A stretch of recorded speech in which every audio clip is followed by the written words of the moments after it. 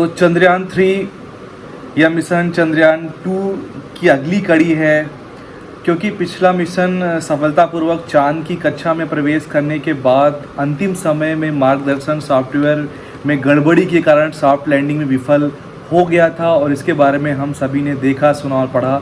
Soft landing का पुनः सफल प्रयास करने हेतु इस नए चंद्र मिशन को प्रस्तावित किया गया था, जिसका नाम चंद्रयान 3 रखा गया था।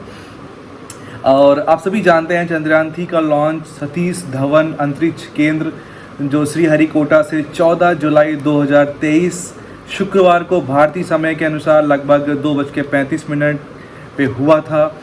और यह यान चंद्रमा के दक्षिणी ध्रुव के पास की सतह पर 23 अगस्त 2023 को भारतीय समय अनुसार सायंस 6:04 के आसपास सफलतापूर्वक उतर चुका है। आप सभी को ढेर सारी बधाई एक बारी फिर से। इसी के साथ भारत चंद्रमा के दक्षिणी ध्रुव पर सफलतापूर्वक अंतरिक्ष यान उतारने वाला पहला और चंद्रमा पर उतरने वाला चौथा देश बन गया है। तो ये सच में अपने आप में बेहद बड़ी बात है, और क्यों ना। और क्या आपको क्या, और हम सभी ये भी जानते हैं कि माना जाता है कि चंद्रमा में महत्वपूर्ण खनिज है, क्योंकि ऐसे बहुत सी क्वेरीज हैं कि आम आदमियों को इससे क्या फ़र्क पड़ने वाला है। अगर आम आदमी उत्साहित हो तो क्यों, तो चूँकि चांद अभी तक पहेलियों में था। हम सभी जानते हैं कि हमारे लिए चंदा मामा क्या थे, एक ऐसी जगह जो सिर्फ किताबों में आपने पढ़ी और देखा सुना। लेकिन अब जब चंद्रयान 3 हम सभी अब वहाँ पे पहुँच चुका है, तो माना जाता है कि चंद्रमा में महत्वपूर्ण खनिज है, लेकिन चंद्रयान 3 का एक प्रमुख लक्ष्य पानी की तलाश करना है।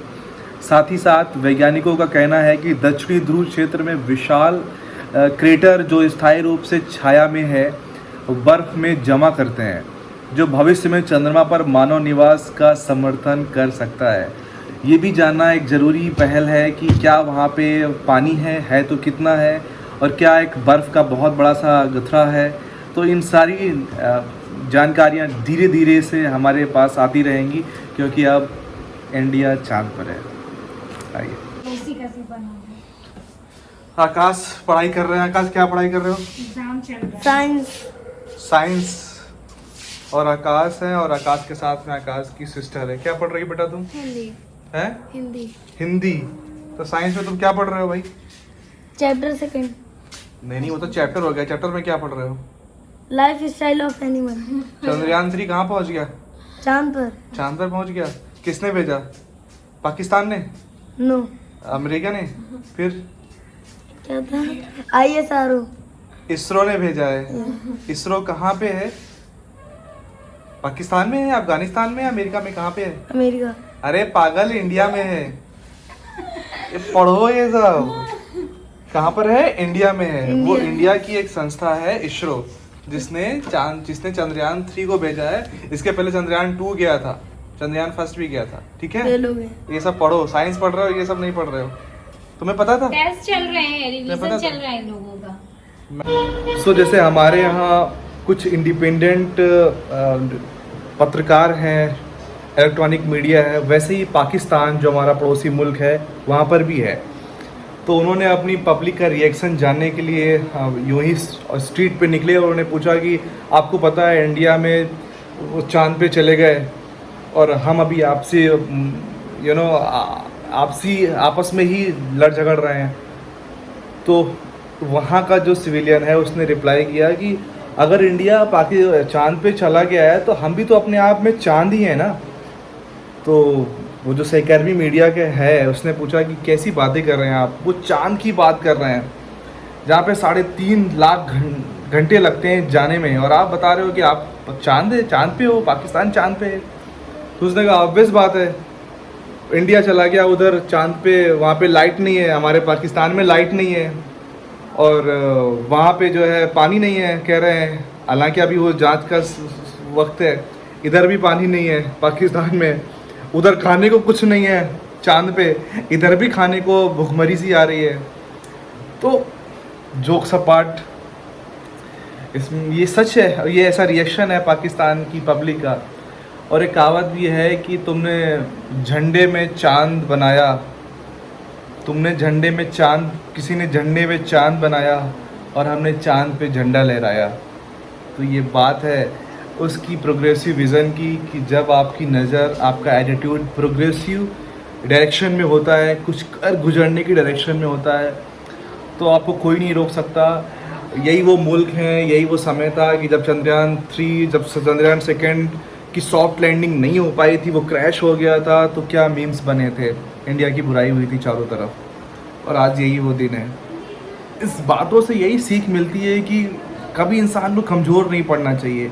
मुश्किलात आती हैं, परेशानियां आती हैं, लेकिन आपके अंदर अगर जज्बा है ना, आपको आगे बढ़ने से कोई नहीं रोक सकता।